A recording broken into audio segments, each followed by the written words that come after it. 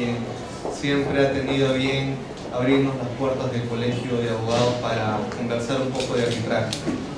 El tema es conversar sobre el arbitraje en contratación pública.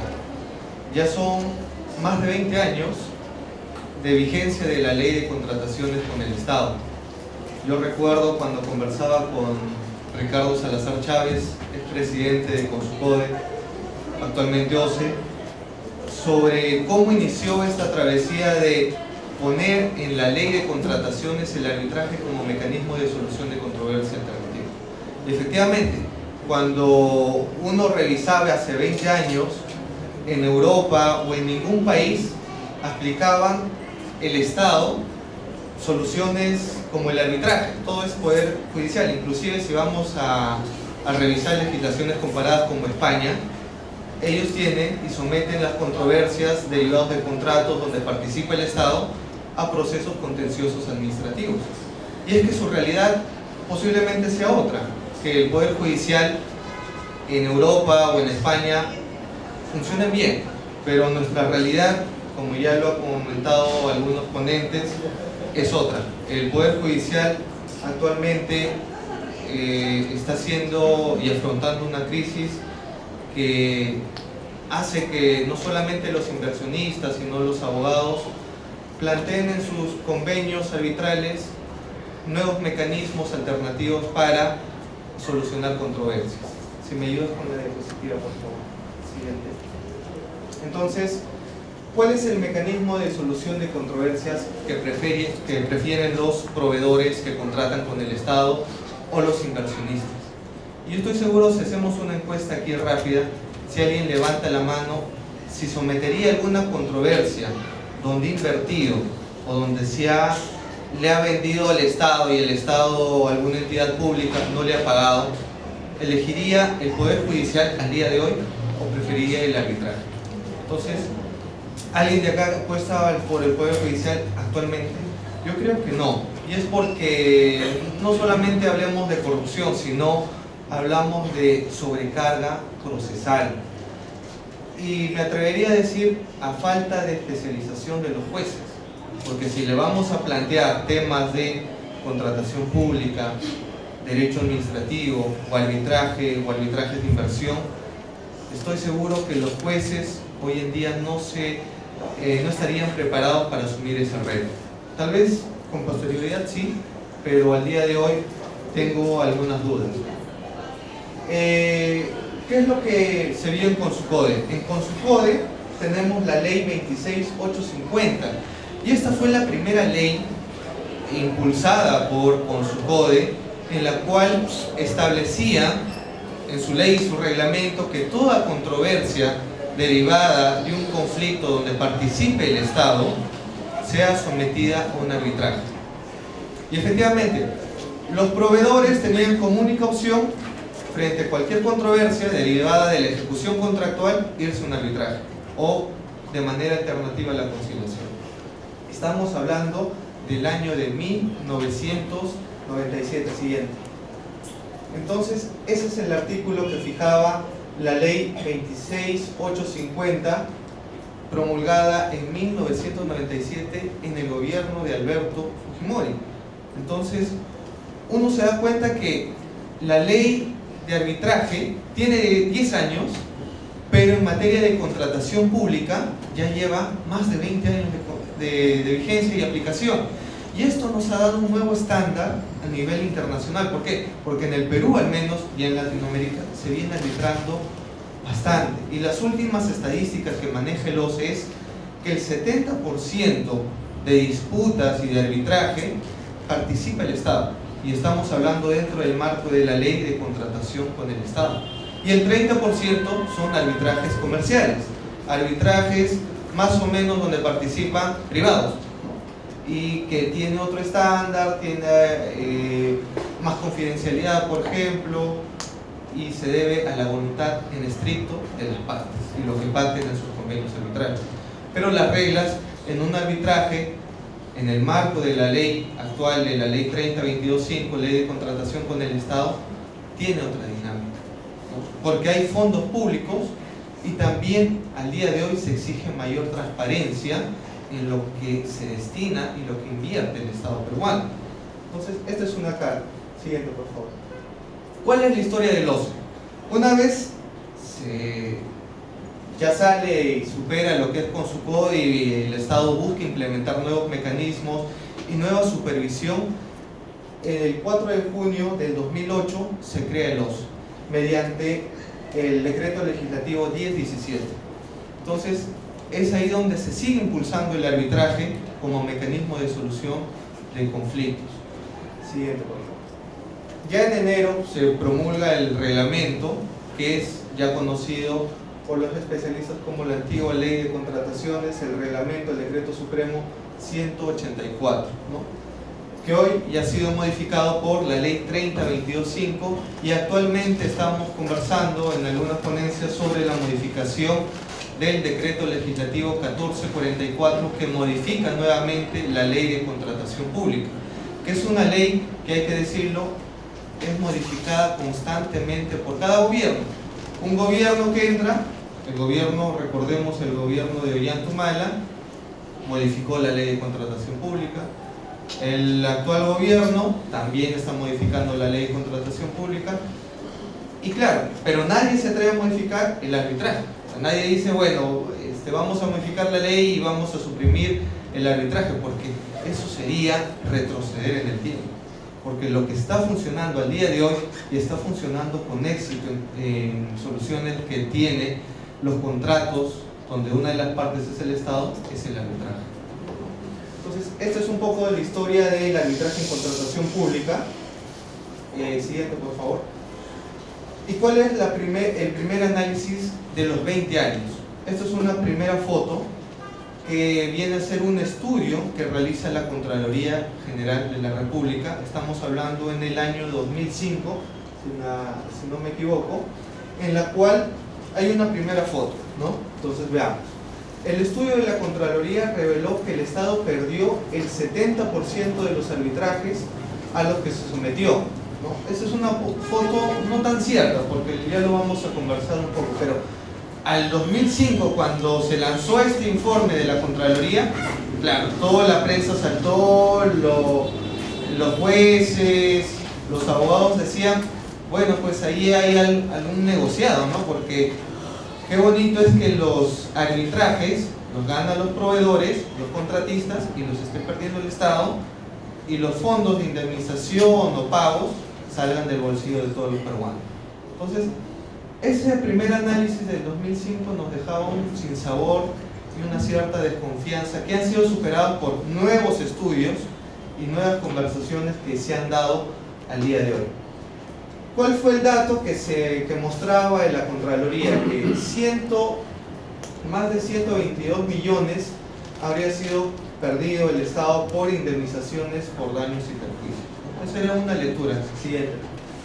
Entonces la Contraloría analizó 2.796 laudos publicados por el OCE, ¿no?, y publicados por algunos centros de arbitraje, pero analizó 2.796 laudos para mostrar ese análisis y recomendaciones que no dejan de ser ciertas y deben ser motivo de reflexión. Una de las recomendaciones que hacía la Contraloría era que había una mala gestión de los contratos. Es decir, que el Estado perdía no porque necesariamente se defendía mal, sino que ya entraba perdiendo al arbitraje.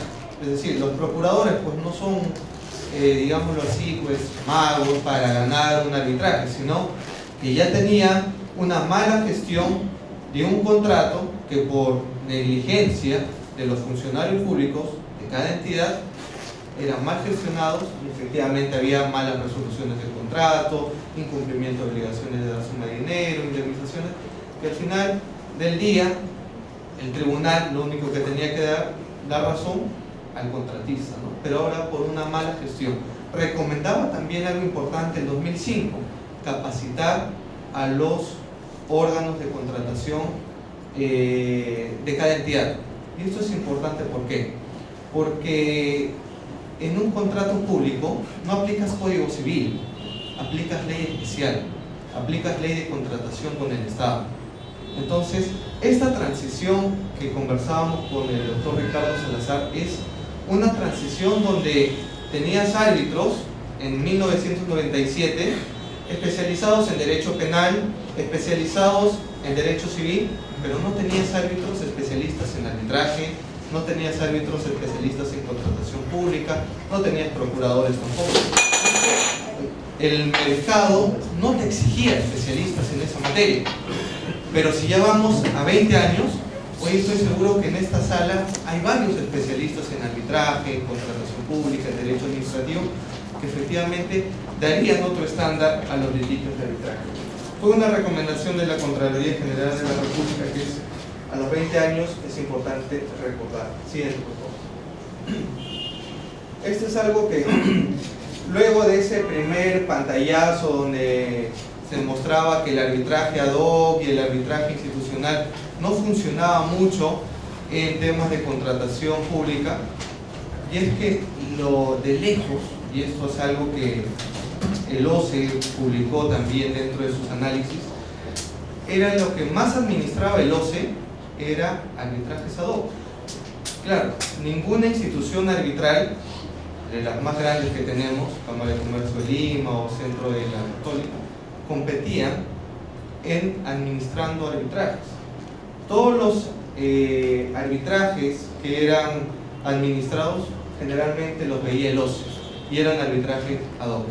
Y esto ha ido cambiando por la ley 3022.5, el decreto legislativo 1341, que han apostado por el arbitraje institucional.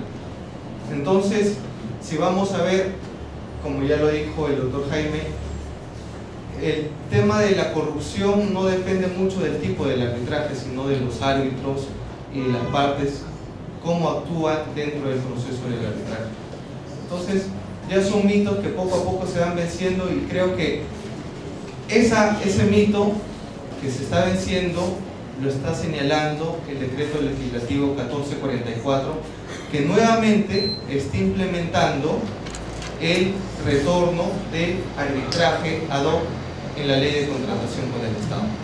Y lo que se va a ver en el reglamento seguramente es la cuantía, porque si alguien menciona, si al día de hoy en las proformas de las bases figura el arbitraje ad hoc, no figura. Y si alguien me dice y me pregunta, ¿la SNA administra arbitrajes ad hoc? No, porque la cuantía en el arbitraje ad hoc no supera, si no recuerdo, es el 10 UITs o 25 UITs. Entonces, las controversias donde participa el Estado superan los 100.000 soles, 200.000 o los millones. Entonces, generalmente lo que están haciendo es llevar las controversias a que sean administradas por instituciones de centro, lo cual es positivo, sí, pero me parecería importante analizar que el OCE también administre de alguna manera los arbitrajes, porque si hablamos de casos mediáticos, los casos de Odebrecht no fueron en el marco de la ley de contratación con el Estado, fueron derivados de APPs. Las APPs tienen un decreto legislativo que tiene otra regulación especial, y es otra forma de cómo contrata el Estado mediante inversiones. Y los arbitrajes Odebrecht, la mayoría, fueron arbitrajes de inversión. Entonces no hablamos de propiamente arbitrajes en contratación pública. Y es algo que de alguna manera merece ser aclarado, porque uno dice, el arbitraje en contratación pública está fallando, pero ¿cuáles son los casos mediáticos al menos donde se haya visto corrupción en el marco de la ley de contratación pública? O casos mediáticos en los cuales se haya denunciado que el OCE haya administrado mal estos arbitrajes de corrupción al menos. Y recordemos que esos arbitrajes de inversión fueron administrados dentro de arbitrajes institucionales por instituciones o centros de arbitraje reconocidos. Entonces, no pasa mucho hablar de corrupción y decir que la culpa la tiene un centro de arbitraje o un árbitro o el tipo, sino, creo yo, la calidad del tribunal arbitral. ¿Y cómo conoces a un árbitro? Revisando sus laudos, leyendo sus laudos. Esta es una foto de más o menos cuál es la estadística en ADOC, que era de los laudos que hemos revisado, 285, un 54% que era arbitrajes ADOC. Y nuevamente considero que el decreto legislativo 1444 va a seguir apostando nuevamente por el arbitraje ADOC en el marco de la ley de contrataciones con el Estado. Eso es lo que comentamos, renacimiento o regreso del arbitraje ad hoc en materia de contratación pública, sí, ya lo ha señalado el 1444, únicamente se está esperando al reglamento que en teoría debería implementar mayor rango de cuantía para que vayan arbitrajes ad hoc y no solamente institucionales. Y si uno hace una reflexión, el arbitraje parte de la voluntad de las partes. Y la voluntad de los contratistas o los proveedores que le van a vender al Estado se plasma al momento que presentan sus ofertas. Cuando un proveedor del Estado y un proveedor que le quiere vender al Estado decide someterse a las reglas de juego, lo manifiesta en su propuesta, porque hay declaraciones juradas en la cual se somete a las bases, en la cual se somete a la ley de contratación con el Estado, en la cual acepta como mecanismo de manera intrínseca de solución de controversias el arbitraje. Entonces yo creo que decir que el arbitraje en contratación pública es obligatorio, no lo creo, porque la manifestación de un proveedor está al momento que presenta su propuesta y declara expresamente que se somete a las reglas de la ley de contratación con el Estado. Entonces, ¿qué mejor voluntad? Y hay muchas entidades que en sus proformas de convenio arbitral publicados en las bases te dicen que presenta tu proveedor una declaración jurada donde tú vas a elegir qué centro de arbitraje quieres. Entonces el proveedor presenta su declaración jurada y dice: yo quiero tal centro de arbitraje a X y otro centro de arbitraje B. Entonces ya ahí se plasma la manifestación de voluntad. Y esa manifestación, creo yo, en el tema de contratación pública puede ir mejorando para no ir rompiendo paradigmas de arbitraje obligatorio. Esto se puede negociar ya en la etapa de ejecución de contrato o el perfeccionamiento del contrato, negociando entre el adjudicatario y la entidad. Entonces, si ellos se ponen de acuerdo a ver qué centro de arbitraje quieren, o se ponen de acuerdo si quieren un arbitraje ad hoc o institucional, creo yo que le estamos dando mayor voluntad y manifestación de voluntad al proveedor y a la entidad. Pero eso, digamos, es una reflexión a los 20 años de vigencia de la ley de contratación con el Estado. Sí. ¿Cómo mejorar el arbitraje en contratación con el Estado? Uno de los mecanismos es la confianza y la transparencia. Y la confianza y la transparencia no solamente durante el proceso, sino antes de. Y una de las propuestas que se venía y se viene discutiendo a nivel académico es el retorno del récord arbitral. Siguiente, por favor. Donde uno puede conocer abiertamente la información, los laudos arbitrales de los árbitros. Actualmente el OCE está publicando y ya ha publicado más de 5.000 laudos en su plataforma virtual. 5.000 laudos en el marco de la ley de contratación con el Estado. Estas búsquedas son gratuitas, uno puede descargar, pero digamos que el sistema no es muy amigable porque te tendrías que demorar semanas buscando laudos, descargando laudos, etc. Pero ya es un avance a la transparencia. O sea, publicar 5.000 laudos y exigir que los tribunales o los árbitros únicos publiquen en el SEACE sus laudos ya es un avance. Siguiente, por favor. Eso es lo que se venía trabajando en la dirección de arbitraje en el OCE por la doctora Fabiola Paulet cuando fue directora de arbitraje del OCE. Eso es lo que se quería mostrar, crear un récord arbitral donde figure la foto del árbitro, sus laudos, sus recusaciones, cuántas instalaciones tuvo, cuántas veces fue designado por una de las partes. Y esta información es evidente que todo abogado o todo procurador la necesita antes de un arbitraje, antes de designar a qué árbitro quieres elegir. Porque si uno busca en internet y no tienes fuente confiable ni objetiva, terminas por designando erróneamente a tu amigo o al amigo de tu amigo, y al final pierdes independencia y pierdes imparcialidad en un arbitraje, y al final, lejos de promover y salvaguardar la institución del arbitraje, lo único que haces es generar malas prácticas para el arbitraje. Bien. Algunas reflexiones ya para concluir. Mis reflexiones creo que es, hoy en día las contrataciones con el Estado, y no solamente la ley de contrataciones, sino el Perú creo que está exigiendo transparencia. Transparencia en los fondos públicos, transparencia en dónde está gastando y en qué está gastando, no solamente las entidades públicas, sino nuestros gobernantes. Ya es algo que exige el pueblo. Y negarlo creo que ya es luchar contra la corriente. ¿Qué debemos hacer? Crear mecanismos de transparencia. Estamos, hoy en día en Europa hablan de la administración o el derecho administrativo electrónico. Todo se hace mediante Internet. Y al día de hoy estamos en una globalización donde uno obtiene información dándole un clic. Entonces, ese estándar que no era recogido por varios árbitros o por antiguas generaciones, hoy en día tienen que ir cambiando, tienen que ir evolucionando, y la transparencia tiene que ser la bandera para luchar contra la corrupción. Porque imagínense, si un árbitro quiere apagar las luces durante un proceso, sus razones tendrá.